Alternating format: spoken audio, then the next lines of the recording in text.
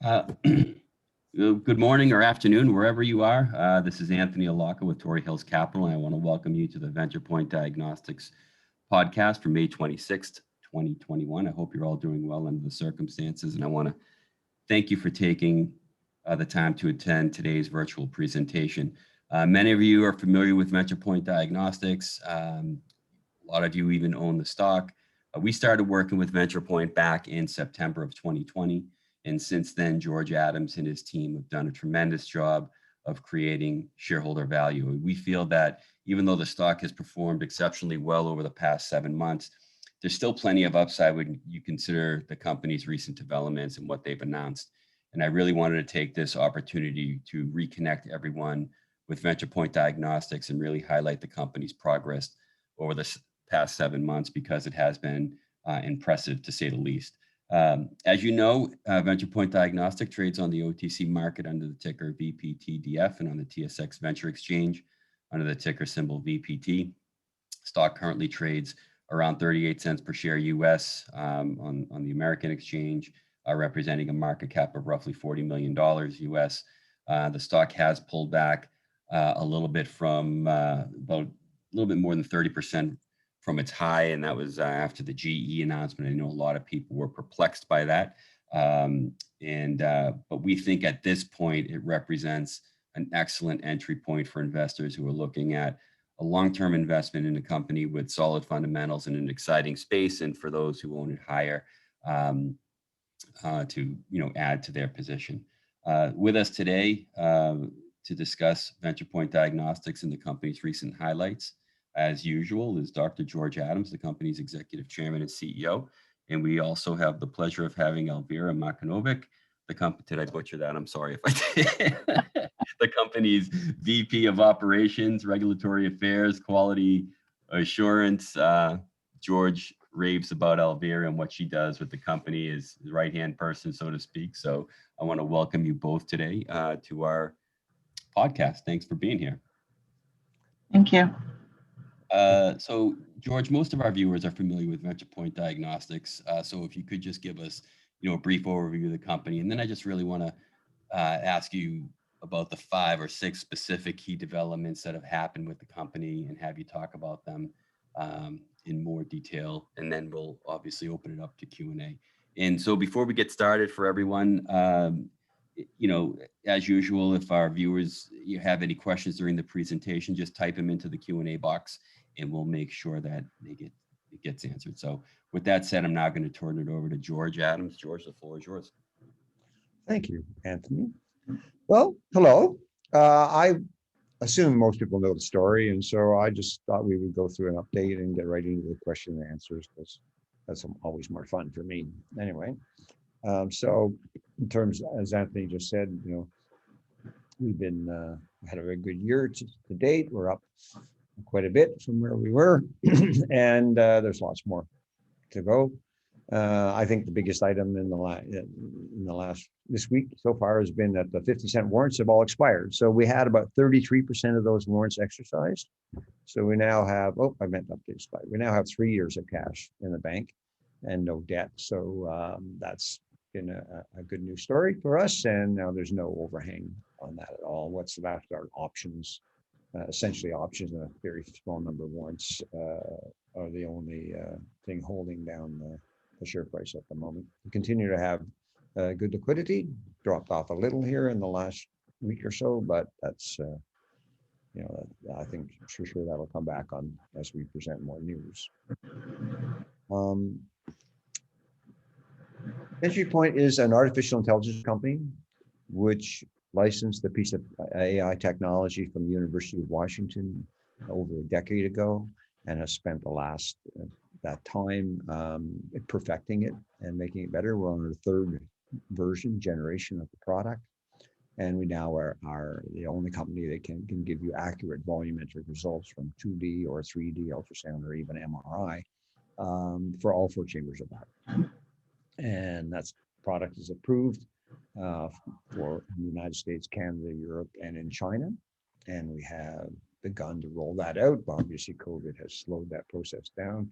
COVID with the vaccinations that Anthony and I were talking about before we started this call we're seeing the opening up of different places. It's not going as quickly as, the press would like you to believe. There's still a lot of, very controlled opening going on for echocardiography services in Europe and Canada and the United States, but they are opening up, and we're seeing that reflected in people now connecting with us again and talking about the applications of our technology. A major event in the last 3 weeks has been the announcement of the GE Healthcare collaboration, and I'll go into some detail about that as we go through. So that's, we are rolling out this innovative way to analyze echo. Recent events are the GE Healthcare collaboration agreement. The warrants have expired, as mentioned. We announced that we had a Canadian government grant. This would be a third or fourth grant, I think, and that grant's focused on 4D. And we filed a patent on some of the applications for 4D. However, we'll be able to expand a bit more on those applications. We also published some white papers on our website, would have case studies of how our equipment is used to effectively manage children, essentially with heart problems, who are born with heart problems. And we've now sponsored and attended 2 echo conferences in the last 6 weeks, where we've been able to show people the product and build awareness and had brand recognition going on. So that's great. And so I'd also like to talk a bit about the identification of some left atrium, left ventricle opportunities that I've been researching and working on for a while, and just thought I'd give you some idea of those kind of growth opportunities for the company if we have time. So that's the agenda for me today. Let's go right into talking about GE Healthcare. So, GE is the gorilla in the space. They sell product in 160 different countries. They have 4 million diagnostic imaging units worldwide. You may remember our target is to sell 40,000 machines in North America and Europe, and in the next to address just the right ventricle opportunities. And so that's 1% of the installed base for GE. So having GE as a marketing partner and collaboration partner is obviously going to make achieving our ultimate goal of having the equipment attached to every 2D ultrasound machine worldwide happen much more quickly. You can see some other data there. So in terms of what the agreement looks like, it's an exclusive agreement with the GE Healthcare for their installed base. So it's non-exclusive for other customers or other equipment. So, GE has about 43% of the market share worldwide in cardiac ultrasound. So they obviously, but there's still represents another 57% of other kinds of ultrasound equipment, cardiac ultrasound equipment. And the other 2 big players in space are Siemens and Philips, and there's a number of regional players like Samsung in Korea, or Toshiba in Japan, or Mindray in China. And so there's a bunch of other people who somebody's ringing, a bunch of other smaller companies that market in regional areas, which we would also like to go and develop collaborative relationships, so we'd be able to offer them our equipment to their customers as well. You may remember that we're totally agnostic. Our equipment is basically an adapter which attaches to existing 2D ultrasound equipment and turns it into effectively an MRI. And so would like to go and do other agreements with other companies. We also are in the process of looking at distributors as well, who would be able to go forward and market to customers that they have relationships with as well. So there's no exclusivity to GE beyond its installed base. It also is a collaborative agreement that we're going to go forward and work on 4D and other new ways to analyze echo. There's no absolute right for GE to acquire those collaborative developments and do things. But obviously it would make sense if they're selling our core equipment, a core application to their customers, it would make sense to keep making that application more and more advanced and as we make the 4D. So that, but we still have that, we own the right to either do that with them or not, or partner with other people around that 4D technology and the next generation products. There is a defined commercial terms, a revenue share that we've talked about and agreed to. We need to establish a more formal commercial agreement as we move forward here, but that's all being, it's just a matter of signing those agreements. And there are regular meetings between technical teams and the management to go forward. So the process right now we're in is to integrate the VMS Plus, our KBR knowledge-based reconstruction technology, into the GE EchoPack analytics platform for their echocardiography machine, and show the function. So we've already shown functionality. We've already integrated it to the point where we have to make it work inside their platform. We now have to, our next challenge was to improve the interface so it fits seamlessly into the GE healthcare workflow in that platform and look like basically a GE module within the GE platform, and we've done that as well.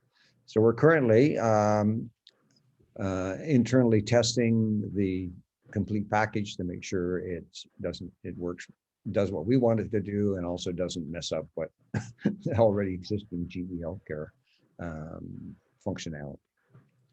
And so once we get that finished, we'll send it on to GE. They'll also test it to make sure it's working fine in terms of their existing functionality.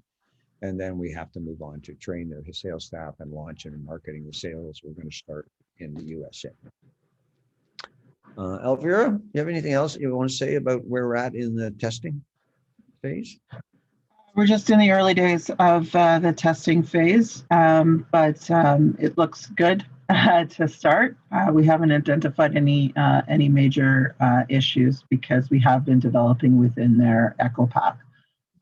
So we've had a really good relationship, actually, with collaborative relationship with GE. They've provided us with whatever we've needed to develop out the software. So not anticipating any major issues going forward. Yeah, which is great news. Is there any way, you know, and I know timeframes are hard to deal with, especially when you're dealing with a company the size of General Electric, but when you can you, you know, things are going well, is there any reason to believe that this, you know, won't be up and running in terms of people being trained and ready to you know, hit the ground running by the end of the year, or is that too premature? No, I mean, we meet regularly with the GE management and their technical team. So we're in constant contact. I don't anticipate there being any issues moving forward. It's just a question of time and them getting set up on their end mostly. You know, the software is where it needs to be right now, and it's just going through our verification and validation, which we're required to do as a medical device manufacturer. So everything is moving along on that end. It's in their court at this point. And there's no need for an FDA approval or anything, is there? No. So is it, I mean, the GE EchoPack is FDA certified, Ventripoint's application FDA certified, the combination goes forward. Okay. Yeah. This is just a variant of an existing software package that Ventripoint already has. It's been obviously tailored specifically for their purposes, and obviously to have a look and feel like it's part of their equipment. So and yeah. Is that pretty easy to manipulate, like you know, in terms of what they're looking for from you guys in terms of look and feel and everything? Mm-hmm. They have guidelines, so they've shared those guidelines with us, and it wasn't an absolute requirement to have it make and look and feel like one of theirs, but it is something that, you know, in speaking to their existing customers don't want to have to learn something new. So if it can have, you know, the same color buttons, the same look, the buttons that do the same thing, have the same, you know, illustration on them, that goes a long way to adoption. and acceptance of our particular software as part of their system. Great. Thank you for that. Okay, any more? Let's deal with it. Any more questions? Have you got any more, Anthony, on the GE thing before we move on? Let's see here. Can you just, I'm going to read this. It's, can you distill GE's market specific to cardio versus everything ultrasound? Would it be helpful since TAM for everything ultrasound is much larger and not really relevant? Yes, I have been working on trying to get that. And so a part of our a good relationship we have with the Canadian government and IRAP is that they provide, they have access to databases, commercial databases that cost many tens of thousands of dollars a year to license to do a breakout of that market. And so they're in that process now. We anticipate getting that report very shortly. So I will have that information next time I get on here to talk. But right now, yeah, you're right. I mean, of the 4 million imaging devices GE has out there, some fraction of those are for echocardiography. A large bulk of them would be for regular 2D ultrasound, the kind you would use on, knees and kidneys and livers and, places which are not near as difficult to image as this dynamic thing called a heart inside this beautiful echo chamber called a rib cage. So, it's obviously that's their highest end equipment, and people would not everybody would be buying those kind of very expensive equipment except for the echocardiography group. So I think even more interesting would be, the real, the profits in this kind of echo world are not in standard 2D equipment. There are 350 or so companies making 2D ultrasound equipment, but only a few make echocardiography equipment because it's so much more difficult to do, and they also have a huge premium on that kind of equipment. So if you look at the 2D ultrasound market, nobody's making any money on anywhere but the cardiac machines. So I think we'll have that breakout, and I'll be able to answer that question, but I do not have that at the moment. Yeah. Okay, no problem. Yeah, that's something to look forward to for the next call. So here's one more question for the GE. Are there any committed costs for 4D by GE, and would the findings be solely owned by Ventripoint? 4D, Elvira, but I don't think we're just agreed to do that together, right? Yeah, there's nothing committed yet for that. They are aware of the technology, but we've held back showing them the full technology until the patent was filed, and so that's the next step.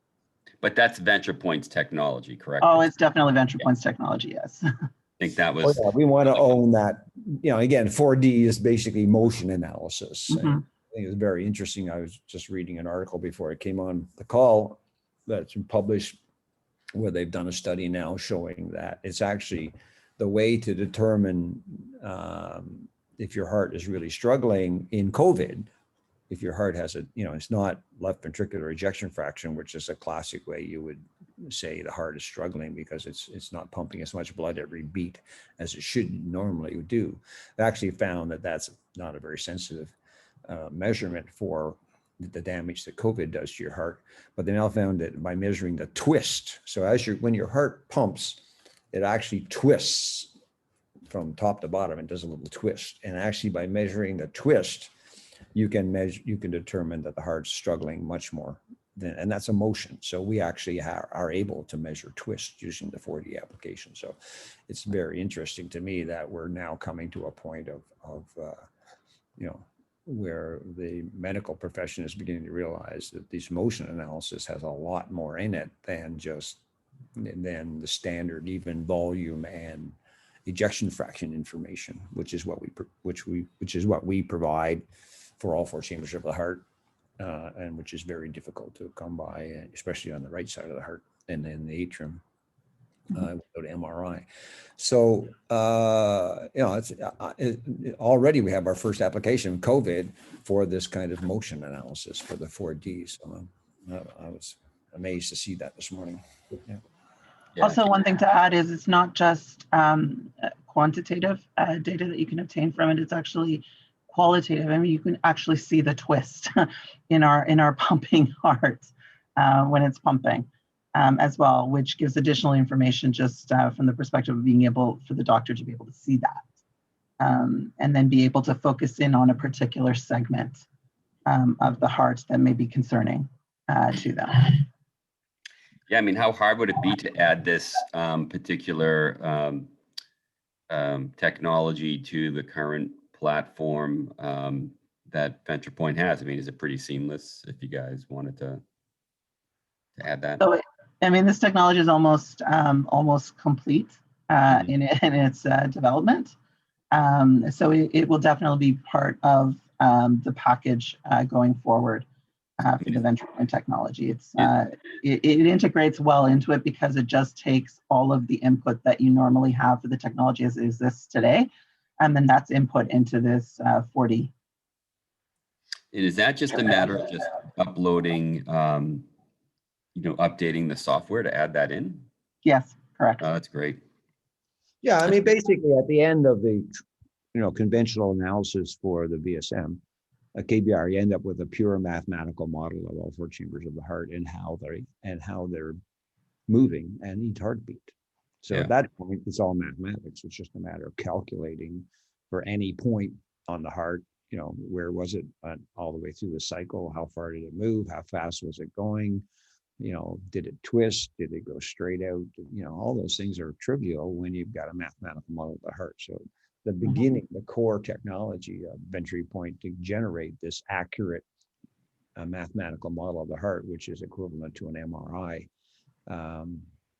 rendition, opens that window into doing all sorts of calculations. So the real challenge now is not the software. The real challenge is now talking, and we have talking with experts, when we have an expert committee with 4 or 5 major cardiologists from around the world who are advising us right now about, how much flexibility, what are the right measurements, what are sort of the core motion measurements, twist is obviously one of them, and what other kind of specialized medicine measurements in any given different kind of heart disease would be useful. And so as we evolve those, and I think GE Healthcare is going to be, with their reach into the market and their ability to talk to hundreds, if not thousands of cardiologists who are their customers, will be able to zero in and focus in on what's the low-hanging fruit here, what kind of measurements are most useful in what kind of heart conditions.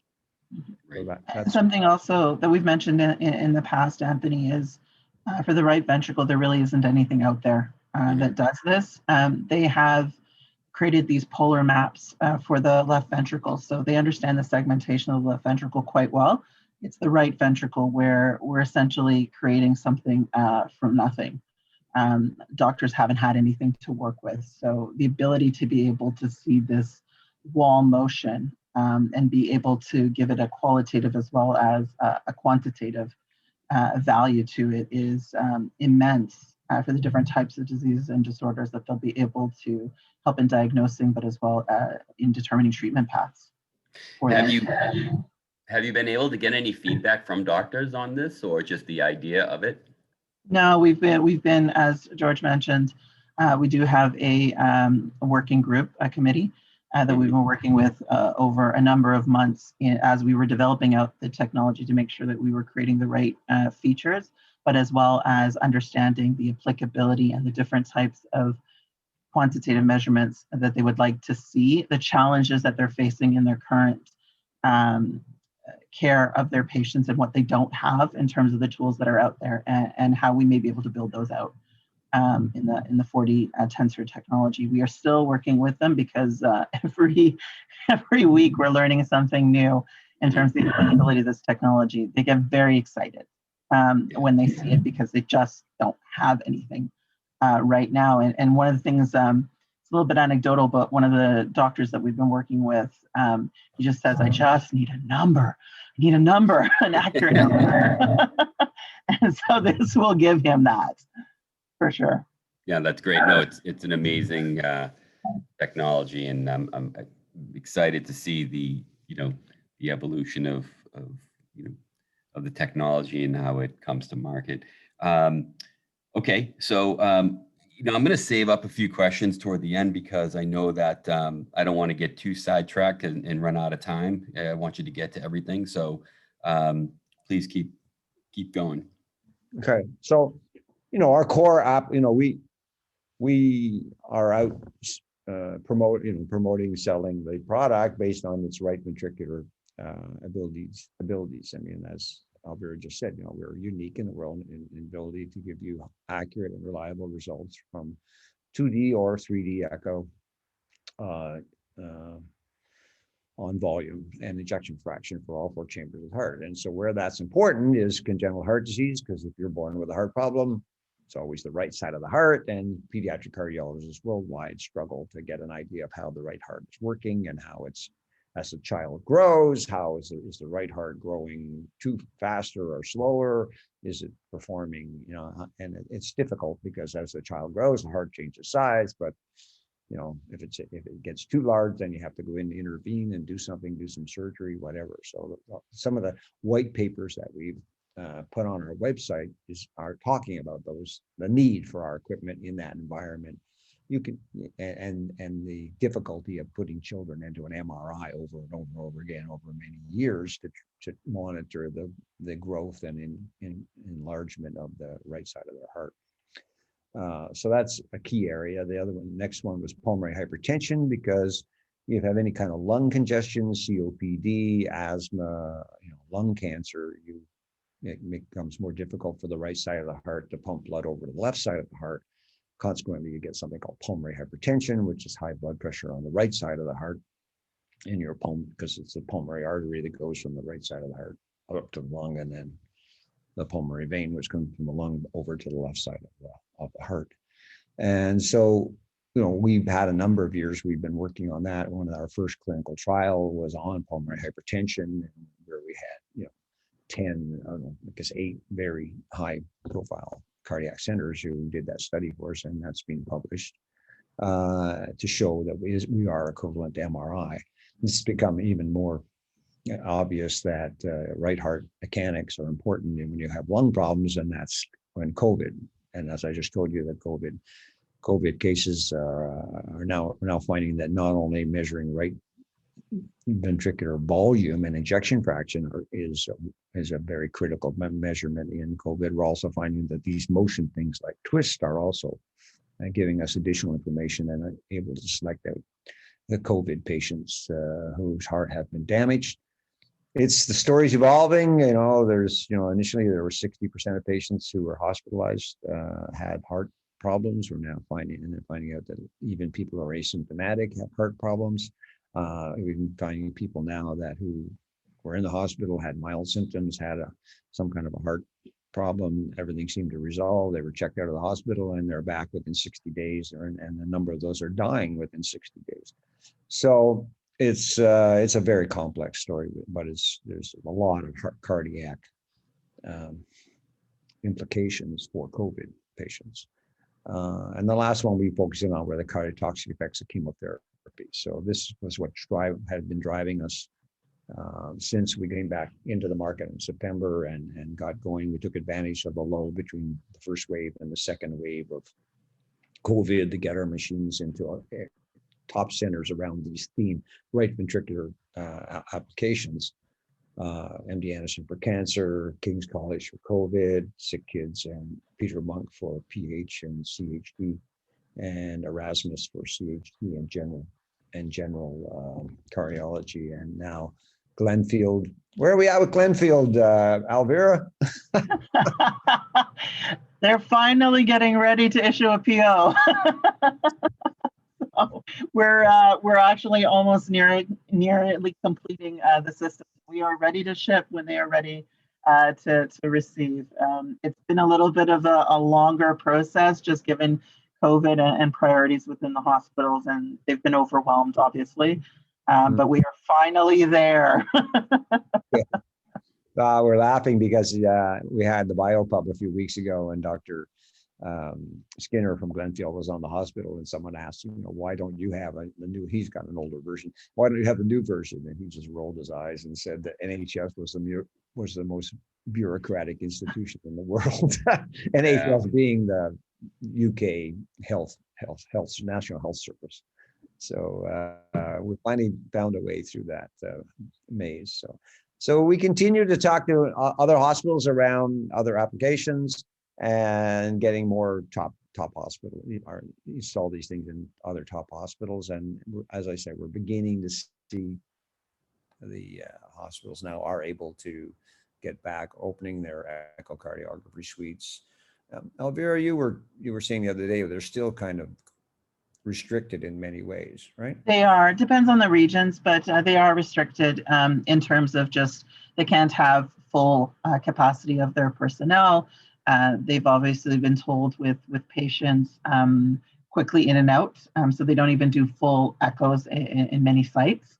They just do the bare minimum that they need to be able to triage the patient. In some cases, they've got, for example, their IT guys that are supposed to be maintaining the equipment can only be in the hospital at a certain time. They're in shifts. So it's been interesting times for the cardiologists and obviously frustrating for them as well. But things are starting to open up, but it's not as quickly as I think everyone would obviously like. Unfortunately, COVID is still with us, and even local hospitals here are getting hit as well. So we just work with them. Thankfully, we can do remote installations and we can do remote training. So that's gone a really long way. But still some of the hospitals, they just can't handle anything outside of what they're dealing with right now, being this virus. Right. Okay. So a good place to stop there. Anthony, do you have any more questions that have come in that you want to? Yeah, we have a bunch of questions that have come in, and I'm going to get to them. But really, what I wanted to and the reasons why I wanted to put together this update call was to just give everyone an idea of how far the company has come in the last 7 months. We started working, like I said, with Ventripoint back in September, late September, and we work with a lot of companies, and I have to say, for what Ventripoint has said they were going to do, and for what they've done, I mean, they've really stuck to everything, all their milestones, and we are really happy with the fact that they've been able to do that, and I think our shareholders have been happy. The first thing I wanted to touch on 6 different things in this call. First one was balance sheet and capitalization. When we first started working with Ventripoint, you had, I guess, 6 or 7 month or maybe 8-month runway in debt, and now you've extinguished all your debt and you have a cash runway of 3 years and no warrant overhang. Correct? So correct. Everything there is great. George mentioned that there would be a large distribution partner in the future, and dealing with a large company like GE Healthcare, I'm sure wasn't easy, and I'm sure there was a lot of red tape and different hoops to jump through, and George made that happen. We think that collaboration is going to be huge for the company. The new heart motion patent, we think, is a game changer in terms of the technology, which I think is another key aspect to look at when looking at the company in terms of an investment. New market opportunity, obviously, with COVID long haulers suffering from cardiovascular risk. That's here to stay, I think, for a long, long time. And we didn't really even get to the joint venture with Yutian in China. Any updates there, or is that still cruising along? China, no, I've not heard anything more from them. They're continue to roll out their nationwide distribution channels with the tier 1 distributors working their way down tier 2, tier 3. And they, as far as I know, they're making progress. They were trying to raise some money to go faster, and so that has been their focus earlier in the year. I have not heard any updates from them in terms of so I assume it's all going along the way they had imagined it would. So Right. The Chinese are not all that communicative. Yeah. So it's always a challenge to figure out exactly, and timelines in China are totally impossible to predict. I mean, Yeah, and also like new hospital contracts, and obviously the moving into animal health, which I'm sure is a major priority right now with everything else on your plate. But still, there's so many things to be excited about with the company, and that's why we feel the recent pullback from the high just represents a fantastic buying opportunity to really take a look at the stock. So. George, I'm going to get to these questions. We got a bunch of them in queue. Yep. Let's see here. First one. What if any milestones have been established for the next 6 to 9 months, and what is the associated scheduling?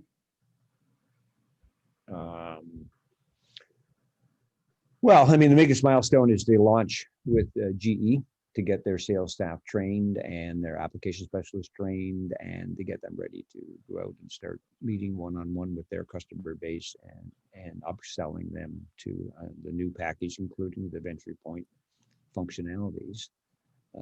That's job one for sure. Next thing, we would like to sign up specific distributors for regions in Europe and in North America that would also go out and sell to directly to customers the VMS 3.0 system.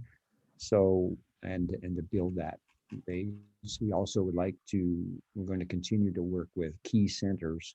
We like to get the machines in these other 11 key centers that we've identified and who are keen to have the equipment to expand the application base beyond right ventricle and into other applications, so we can begin to show that the approach works for all heart disease, not just right heart specific indications. But you have to start somewhere, so we started there. So those, getting the 11 out the door in the next 6 months into these key centers, filling up the sales channel, getting distributors for, I know Alvira has been interviewing distributors for Europe this week. As Europe begins to open up again, we want to have the distributors in place to be able to go to their customers like the GE. Salespeople like to go and meet their customers. It's hard to sell this stuff over the internet on webinars and things like that. This is, people don't just click on a website and buy a $50,000 to $200,000 piece of equipment. So They want to kick the tires. they want Yeah, to kick the tires. Sure. They want to smell it. We even have one customer where we've explained to them over and over again that we can install the machine, calibrate it remotely, and train them remotely. And they say, "Oh, we want you to come here and do it." It's like, Wow. Okay. Well, right now nobody can leave Canada and go. That's a European customer. Nobody can leave Canada and go to Europe. So George, you can't even go to your cottage. Yeah. So there are, so if the customers are demanding that you show up and train them in person, can imagine they're going to demand that the salespeople have to show up and do the demo live. So we need to train the salespeople to do the demo properly. We need to train application specialists what applications the equipment is especially good at doing. So that will take 2 or 3 months to get that done, and nothing happens in the medical world in July. It's a great changing of the guard as all the employees leave and the new ones come, and everybody has to figure out what their project for the year is going to be and all that stuff. So you can't really talk to doctors in July. So I would anticipate in August GE will start into this process of launching, and so we would anticipate having a June, July, and part of August of training. Again, we routinely train cardiologists and sonographers, technicians to do the equipment in a few hours, to be expert users in a few hours. So it's not going to take us long to train the salespeople, and certainly won't take us long to train the existing echocardiography application specialists, who are some of the best echocardiographers in the world. GE's people are excellent. Their application support people are excellent. So it won't take long to train those people up. And once we get started, so that's the major milestone, to get GE going and to get these distributors in place and to get these 11 sites that already have an equipment. As Elvira mentioned, we're still waiting on purchase orders from some of them whose bureaucracy inside the hospital is just totally consumed by COVID. But as the vaccine numbers increase, we see that, being able to get purchase orders out and being able to get installations done, in the next few months. Really, it's not the way we're going with the vaccines. It should not be an issue. Yeah, and they're keen to have the equipment. It's not an issue. There's no issue in terms of the cardiologist wanting it and have a million ideas what to do with it and what kind of patients they want to use it on. It's just COVID has prevented any kind of full scale reactivation of echocardiography services basically worldwide. Yeah.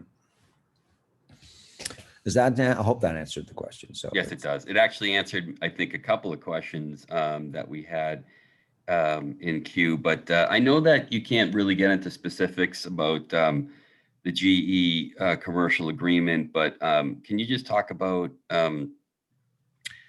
the agreement in terms of like a revenue share, or like just kind of the basics of how it works? yeah, it's basically a master distribution agreement, which has a rev share. So they get a certain fraction of every sale. We get a certain fraction of every sale. We get the lion's share of the sale. They get less than we do. It's pretty much in line with what you'd expect with a master distribution agreement in the medical device industry. I mean, I've been part of many companies, and this is pretty much what you get for a full service distributor. I mean, they're going to do everything. They're going to market, sell, install, calibrate, train, support, collect the fees. Part of what we have to get done in the next 2 or 3 months is to really work with them, and they've agreed to do that with us, to work with them on the exact pricing, and whether it's going to be a subscription model or a one-time purchase or a per-use model. We would like to do it as a per-use model. We really believe that it would faster adoption if people just had to pay. We're going to pay every time they use the module inside the GE platform.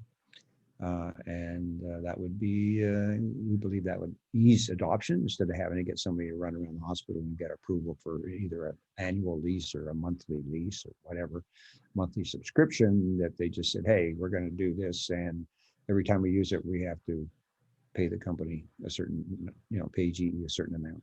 And we get the lion's share of that. Well, I think that's going to be a better model, but GE has agreed to work with us, have their marketing people work with us, figure out what's the right, maybe it might be different models for different people. We've modeled those different, we'll have the prices set so that we basically can make the same amount of money regardless of which model they pick, which works best within the bureaucracy of the hospital that they're dealing with. So that's part of our challenge too for in the next few months is to really nail down those price points and what are we really offering the customer. Yeah, definitely. It's definitely going to be and again, I'm really happy to have GE help telling me, because they know their customers well. I'm going to have seasoned salespeople who've had the same customers for 20 years, know exactly how the customer thinks and what they can get approved within their hospital and all that stuff. I mean, and let's face it, I mean, GE is super keen to try and move off of this whole capital purchase structure to a per use. The only place in the world that GE's been able to implement that model, and they've tried 3 times, it was in Dubai.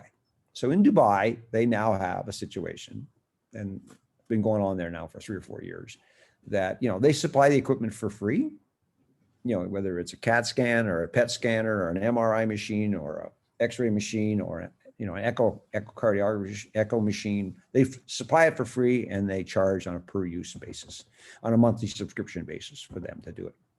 And obviously that means the customer gets the latest and greatest upgrades as soon as they come out and all that sort of stuff. And Dubai bought into that model. And as far as my understanding is, it's working for both the customer and for GE.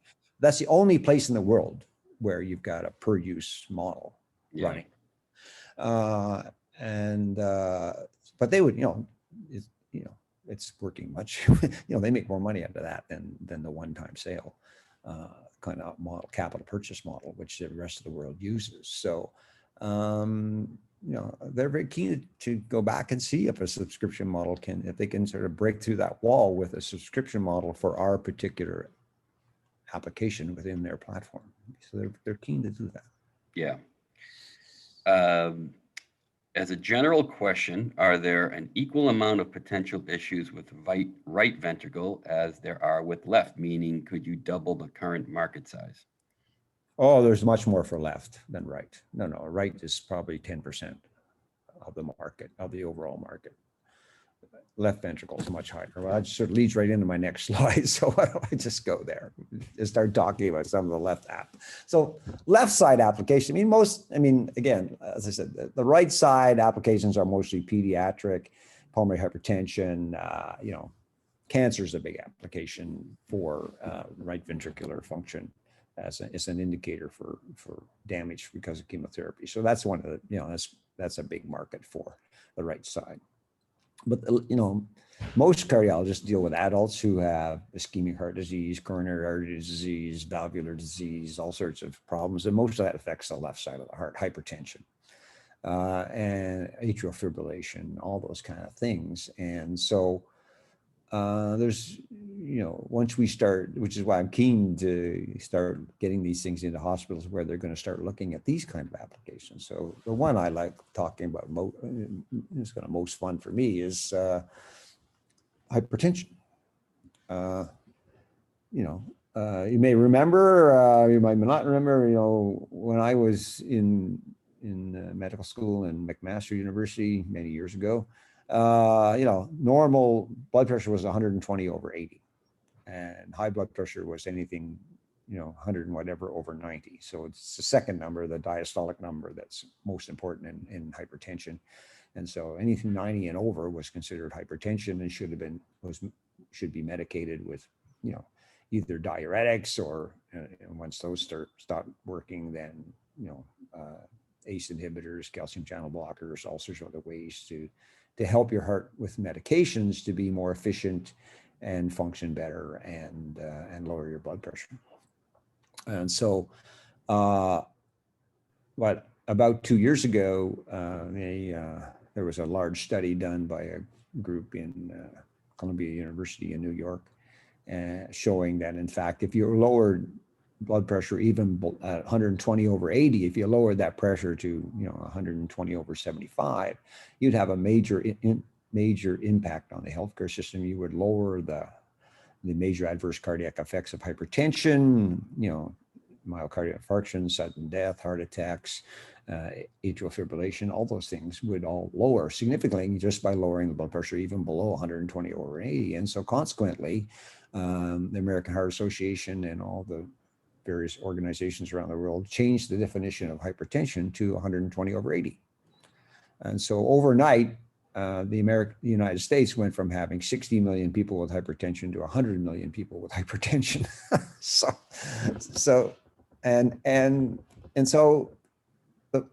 But still those people with 120 over 80, even I think 50% of the people who have a diastolic blood pressure of 90 don't get medicated because the medical profession don't trust the measurement. And so it's very much akin to what we were seeing in what we see with routine echocardiography on right ventricular size and even left ventricular size, is that, and as Elvira just mentioned, just get me a number I can believe.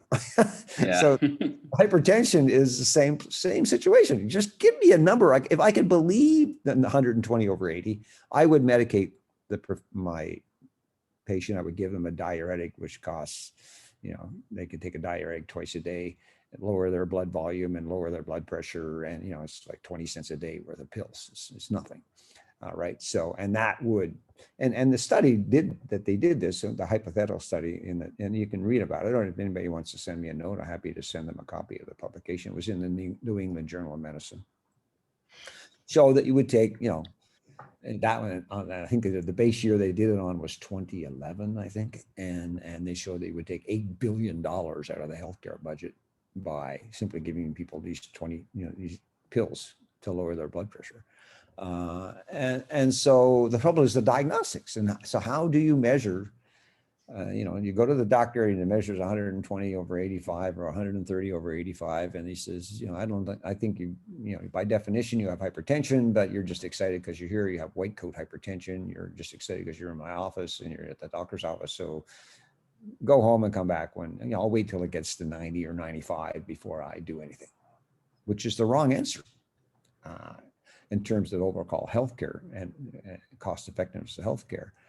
And you'll see, and you're beginning to see now a number of, you know, remote monitoring type companies, telehealth, what they call telehealth companies, now offering people blood pressure measurements. Again, it's still the, you know, wrap a cuff around your arm and blow it up and measure your blood pressure. It's still open to all sorts of error, operator error, and those things are not reliable, even if you do them over and over again, you get different numbers every time you do them. So they're, you know, but that's the best they've got. So what you have to understand is that the left atrium, your heart works, you know, the left ventricle pumps blood out, and it's got about 80% of the blood out that can come out, and the blood pressure is almost as high as it's going to get to.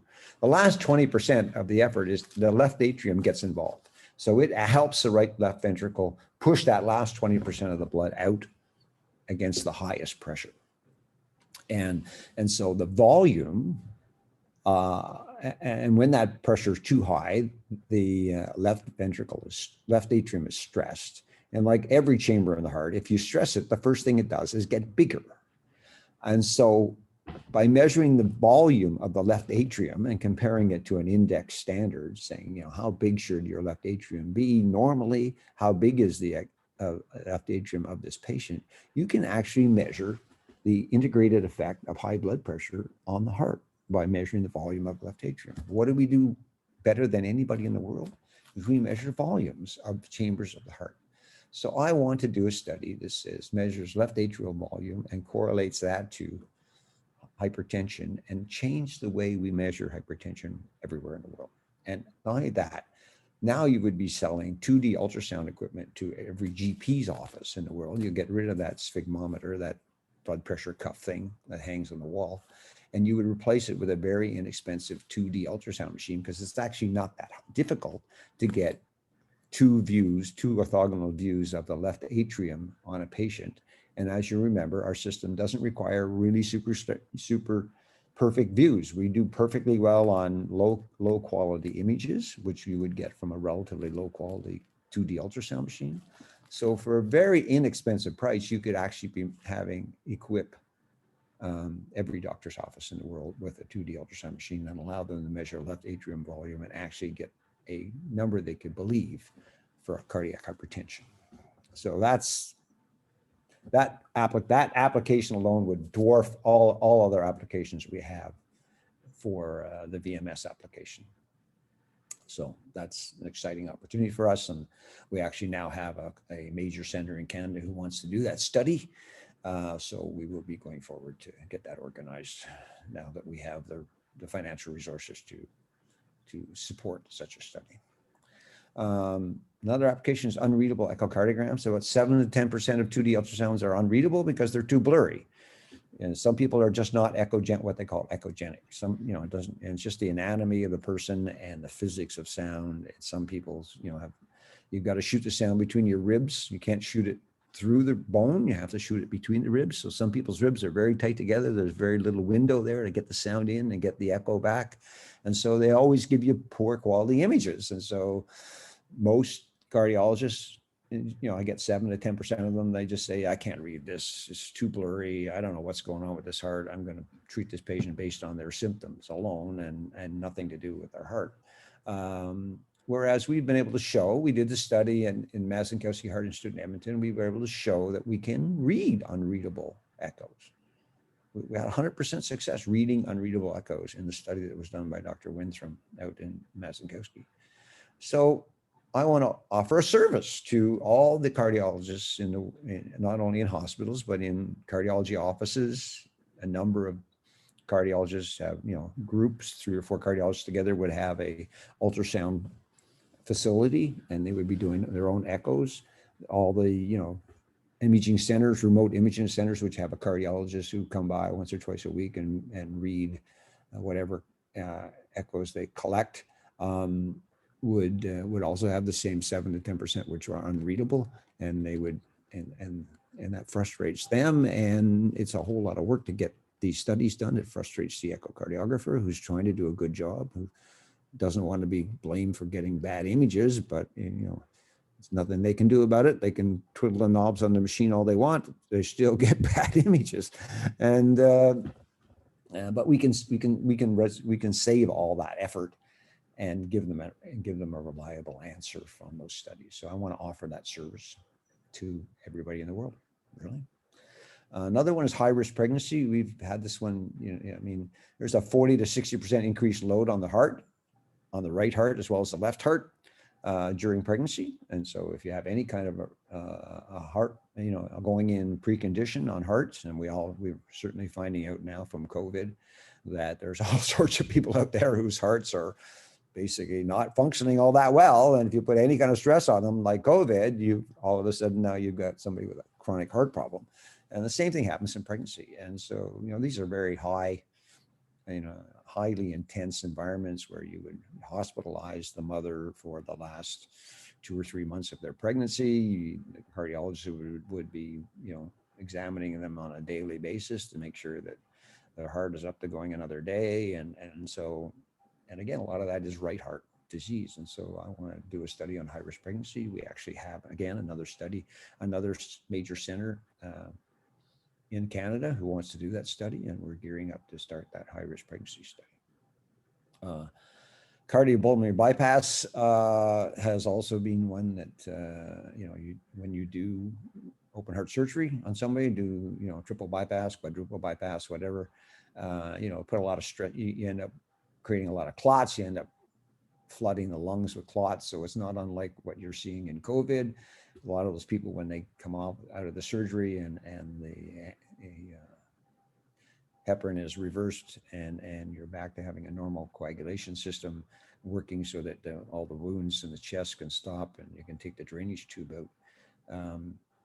A lot of those people end up with right heart problems because of all the stuff that accumulates in their lungs during this bypass procedure.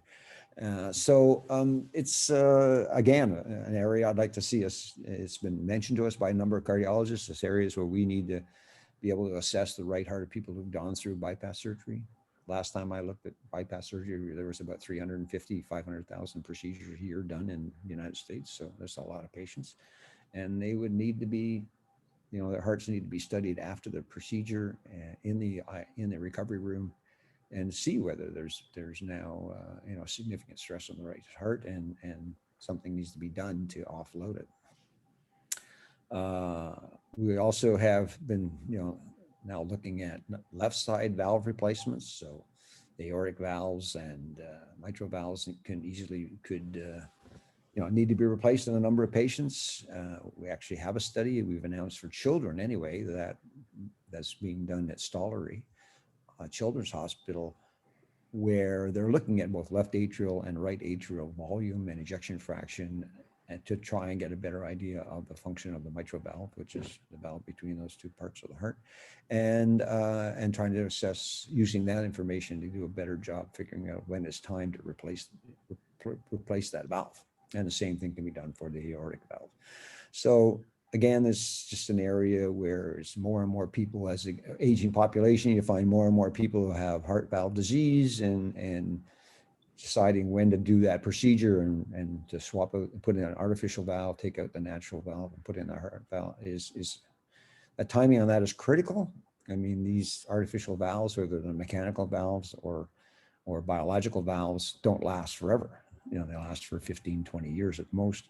And so if you do those procedures on a 50-year-old, you're likely going to have to be doing them again on a 70-year-old.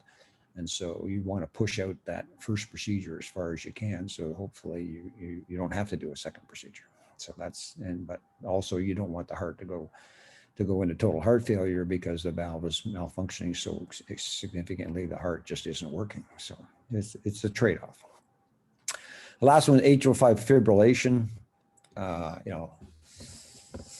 I was just reading a study the other day. I actually was amazed at the numbers. I can't remember them now, but the numbers were like 10-fold more than I thought they were for AFib. So, atrial fibrillation is when your heart just, goes into a tachycardia. It can't function. It's just, it's just vibrating. It's not actually beating. It's just fibrillating. And there's a very nice study done at McMaster, my old alma mater, on looking at people at high risk for AFib. And looking at what part of the heart mechanics tells you which patients are going to have an event in the next 6 to 12 months and which aren't, which people you need to pay attention to. And that study found that, hey, right ventricular volume and motion of the right ventricle was it was the only parameter of all the things. They measured everything they could in the hearts of these patients, and they followed them for a year. And the only thing that correlated to whether or not they were going to have a heart attack or an AFib event in the next 12 months was the right ventricular volume and the right ventricle mechanics. So I want to go back and reproduce that study using our technique for measuring those once we get 4D going here. I think we're going to do a much better job finding those patients and treating and finding a way to treat them. There's lots of ways to treat AFib. One way, of course, is to put in an implantable defibrillator, which is a lot of people are now walking around with those things in, and it's monitoring the heart continuously, and when it starts into a fibrillation event, it shocks it and puts it back into sinus rhythm. So there's a lot of people walking around. That's a very expensive procedure, much more expensive than a pacemaker, but that's how you keep people from dying from AFib. And so if you're at high risk for AFib, you need to have a implantable defibrillator put into you so that when the event happens in the next 6 to 12 months, you don't die. So it's those are some of the applications that I want to get involved with. Yeah, and it's a lot of great applications, and obviously getting feedback from cardiologists is really smart. We're past the hour, but I do want to get to a few questions. I'm not going to get to all of them, unfortunately, but let's see here. Can you talk about the possibility of an uplisting to NASDAQ? Is that something that's still on your radar, George? Yeah, we would do that on the appropriate news. I mean, the whole key to that is to have the appropriate news flow. So I would think, and once we see once we see some significant adoption through the GE or through the distributor network that we're building right now, and basically the revenue numbers start cranking up, then that would be the time to go to NASDAQ. And they're all focused on revenue and profit. And these are very high, as you know, it's a very high margin business. We're in here. We're currently running at 90% plus gross margins. So, even a small amount of revenue will turn into a significant EBITDA bottom line. So that's what drives NASDAQ. So that's the time for sure. Yeah. And you guys spoke about it earlier, you and Elvira, that you're talking to distributors in Europe. Obviously you're not going to stop with GE, right? The goal is to secure additional distributors, even though GE does have a presence in Europe.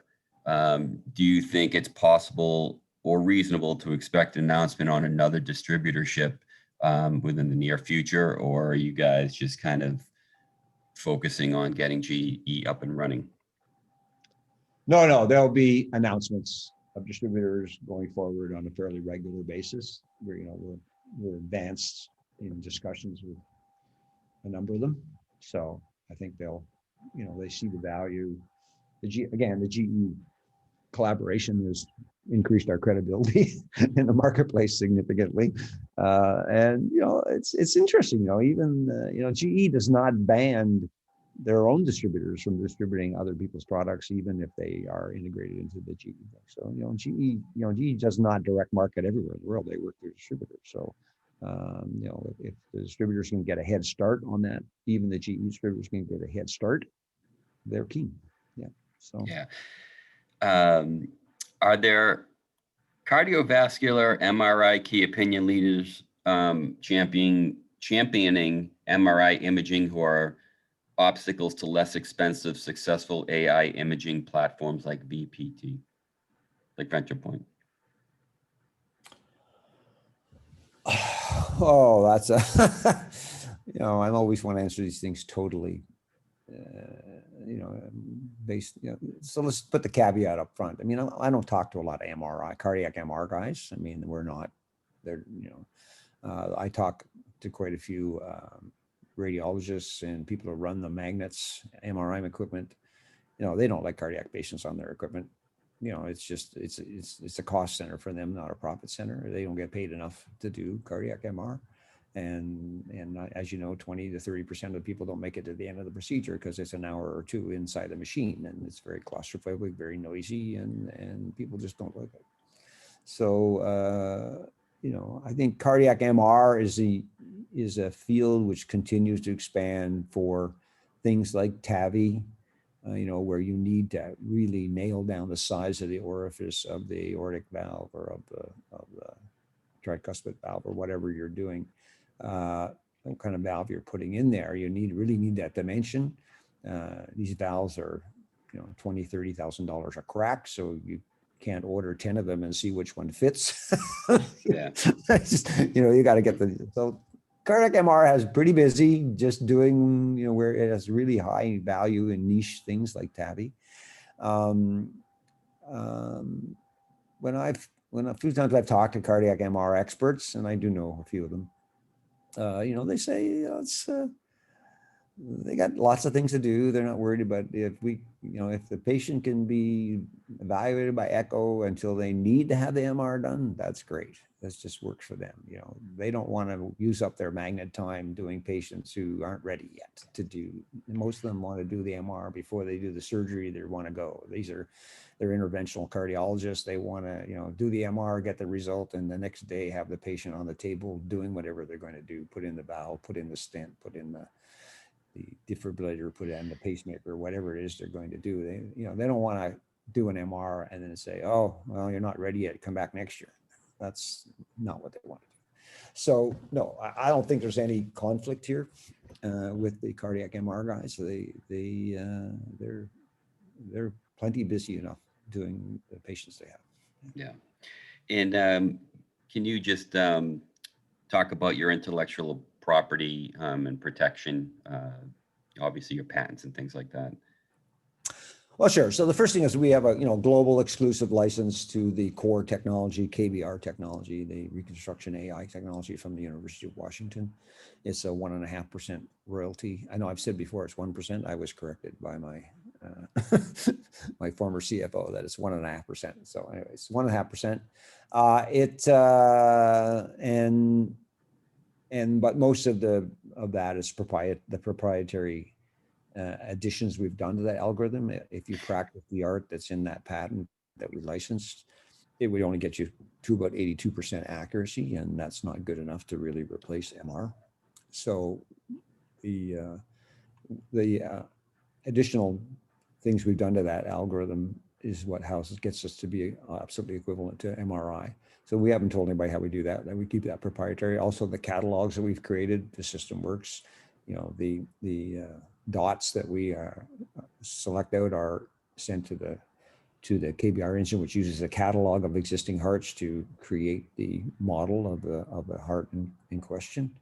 And those proprietary databases took us years to produce, and we haven't shown anybody what they look like. We don't talk to how many hearts are in there. We don't tell anybody, and we have a whole bunch of software tools that we had to develop over almost a decade to create those databases and to validate them for the FDA. So, reproducing what we do is probably 5 years worth of effort for anybody. On top of that, we now have filed patents on the new tracking system, as well as the applications of 4D. So we hope to own 4D. To me, the 4D application, is a sort of core application, core patent saying, we own the ability to measure all these different things. And as we go forward and we find out from our expert panel what kind of measurements they think are going to be valuable in this kind of disease and that kind of disease, we can follow on with subsequent patent applications saying, we patent the right to measure this parameter in this situation, in this setting, in this kind of heart disease.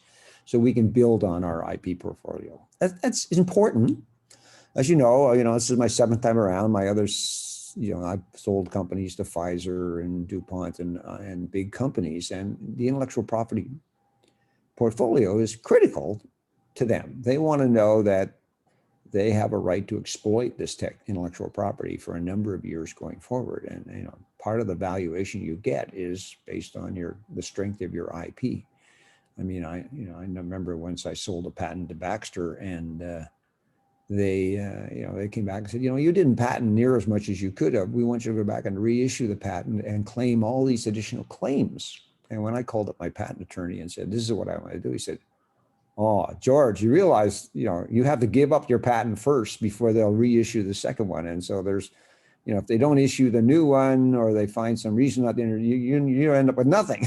I said, no, I didn't know that, but these guys are going to give me so much more money if I go back and get this patent expanded to claim all these other applications, all these other claims they said I should have claimed, So I went back and did it. It was a 2 or 3 year process. And sure enough, I did manage to get the new thing issued with all these new additional claims. And I got a lot more money from that, selling that patent to Baxter, than I would have gotten from the original patent application. And that technology is now used worldwide, all over the world. So it's, you don't underestimate IP. It's an important part of the overall valuation of a company. I mean, market penetration, market adoption, early mover advantage, all that stuff is important too, but they want to know that they can continue to protect that marketplace once they develop it. And so we are filing patents so that we'll know that so that will be part of our evaluation. Yeah. And again, to hit a point that you made earlier, this is not your first time doing this. So I think you have a pretty solid understanding of how to protect all the technology and make sure that.